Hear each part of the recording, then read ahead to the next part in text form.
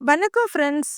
Tamil golden ஸ்டோரீஸ்க்கு உங்கள வரவேற்கிறதுல நான் ரொம்பவே சந்தோஷப்படுறேன். வாங்க கதைக்குள்ள போலாம்.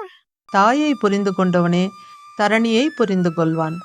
அருண் தன்னை சுற்றி பார்த்தான். நிறைய பேர் உட்கார்ந்திருந்தார்கள். அனைவருடைய முகத்திலும் ஒரு எதிர்பார்ப்பும் படபடப்பும் இருந்தது.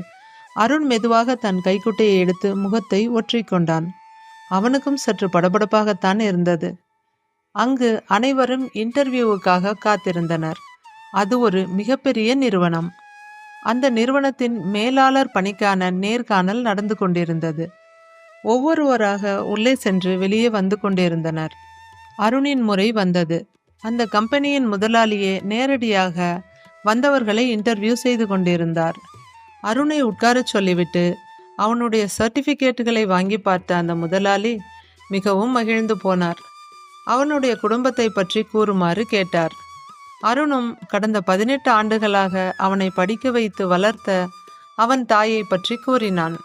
அவனுடைய உடையை பார்த்த கம்பெனி முதலாளி, உன்னுடைய உடைகள் மிகவும் நேர்த்தியாக இருக்கின்றன, எப்படி பராமரிக்கிறாய் என்று கேட்டார். அருண் இதுவரை அவனுடைய உடைகளை எடுத்து போடுவதற்காக மட்டுமே தொட்டு இருக்கிறான். மற்றபடி அதை பற்றி அவனுக்கு எதுவும் தெரியாது. அருணுக்கு ஒரே குழப்பமாக இருந்தது. இவர் என்னை இந்த மாதிரி கேள்விகள் எல்லாம் கேட்கிறார். மேலாளர் வேலைக்கும் இதற்கும் என்ன சம்பந்தம்? ஒருவேளை பிடி மாஸ்டர் போல வேலைக்கு வருபவர்கள் அனைவரின் உடைகளையும் தானும் கவனிக்க வேண்டி இருக்குமோ என்று யோசிக்க ஆரம்பித்தான். அவன் யோசித்து கொண்டிருக்கும் போதே முதலாளி அவனுடைய காலை பார்த்தார். அவனுடைய காலில் இருந்த ஷூ பளபளப்பாக இருந்தது. இப்போது முதலாளி அருணுடைய ஷூவை பற்றி கேட்டார். உன் ஷூவிற்கு நீ பாலிஷ் போடுவியா அல்லது வரும் வழியில் கடைகளில் போட்டாயா என்று கேட்டார். இப்போது அருணின் சந்தேகம் உறுதியாகிவிட்டது. பள்ளியில் படிக்கும்போது பிடி மாஸ்டர் தான் தினமும் மாணவர்களுடைய உடைகளும் ஷூக்களும் சரியாக இருக்கிறதா என்று பார்ப்பார். இந்த முதலாளி ஏதாவது ஒரு பள்ளியில் இதற்கு முன்பு பிடி மாஸ்டராக வேலை செய்திருப்பாரோ என்று அவன் எண்ண ஓட்டம் ஓட ஆரம்பித்தது. அடுத்து என்ன கேட்கப் போகிறாரோ என்று அவர் முகத்தை பார்த்தான்.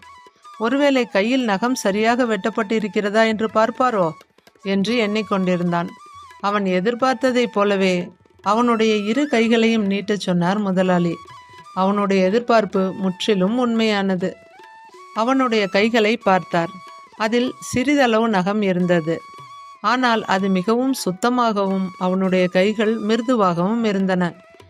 இதையெல்லாம் பார்த்து முடித்த பின் அந்த முதலாளி சொன்னார், மிஸ்டர் அருண், இந்த வேலையை உங்களுக்கு கொடுக்கிறேன். உங்களிடம் நான் எதிர்பார்த்த கல்வி தகுதி இருக்கிறது.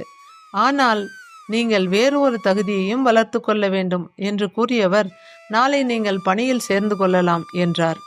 தனது மற்றொரு பணியாளரை அழைத்தவர் அருணுக்கான அப்பாயின்மெண்ட் ஆர்டரை தயார் செய்ய சொன்னார். அருணிடம் திரும்பியவர், மிஸ்டர் அருண், இப்போது நீங்கள் கிளம்பலாம். ஆனால் நாளை பணியில் சேருவதற்கு முன் என்னுடைய ஒரு கேள்விக்கு பதிலளித்து விட வேண்டும்.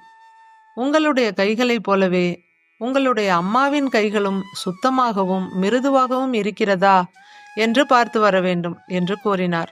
அவருக்கு நன்றி கூறிவிட்டு வெளியே வந்தவன் குழப்பத்துடன் வீட்டுக்கு வந்தான்.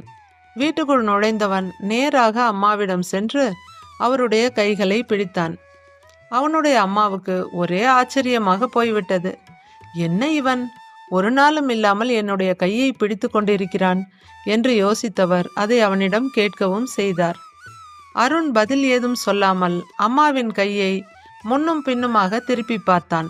பின்பு கைகளை தடவி பார்க்க ஆரம்பித்தான்.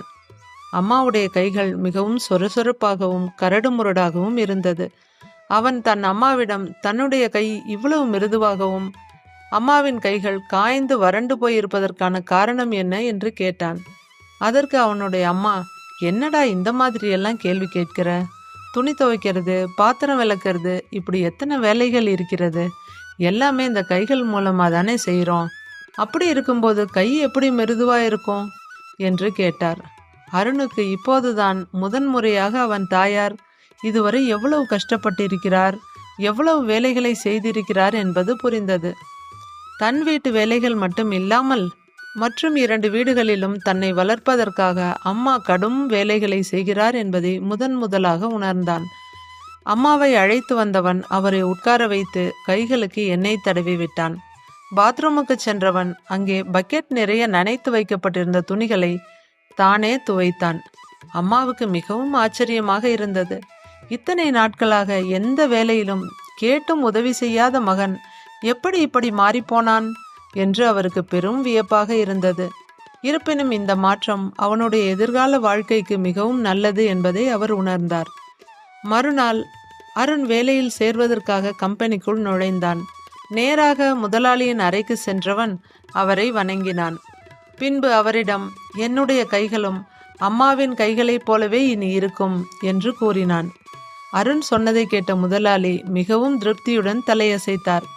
அவருடைய உதடுகளில் சிறிய புன்னகை எட்டி பார்த்தது. மிகவும் சரி மிஸ்டர் அருண். தாயின் கஷ்டத்தை புரிந்து கொண்ட ஒருவனால் மட்டுமே அடுத்த மனிதர்களின் கஷ்டத்தையும் உணர முடியும்.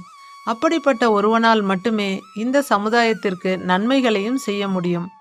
இந்த உலகத்தில் சட்ட திட்டங்கள் அனைத்தும் மனிதர்களால் வகுக்கப்பட்டது. மனிதர்கள் நன்றாக இருப்பதற்காக மட்டுமே அவை உருவாக்கப்பட்டது.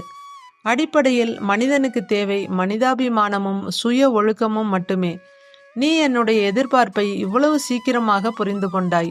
என்னுடைய மனமார்ந்த வாழ்த்துக்கள் என்று கூறி அவனை அவனுடைய இடத்திற்கு அனுப்பினார். கதையை படித்த கேட்ட அனைவருக்கும் நன்றி. கதை பிடித்திருந்தால் லைக் செய்து தங்கள் நட்புகளுக்கும் உறவுகளுக்கும் ஷேர் செய்யுங்கள். நமது சேனலை சப்ஸ்கிரைப் செய்யுங்கள். நன்றி, வணக்கம்.